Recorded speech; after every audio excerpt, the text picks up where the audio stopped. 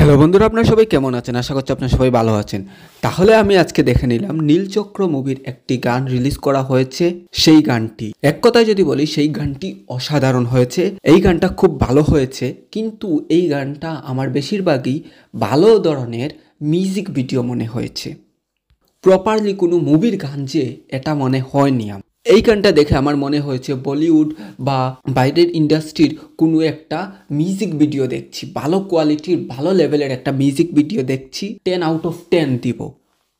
কিন্তু যখন কনভার্ট করছি মুভির তুলনায়, তখন আর কি এটাকে রেটিং একটু কমাতে হয়। এই গানটিতে যদি সাইড ক্যারেক্টার বা নায়কের কোনো দৃশ্য, ভিলেনের কোনো ফাইটিং সিন বা কোনো একটা আকর্ষণীয় মোমেন্ট দেখানো হতো, তাহলে এটা আরও বেশ ভালো লাগতো।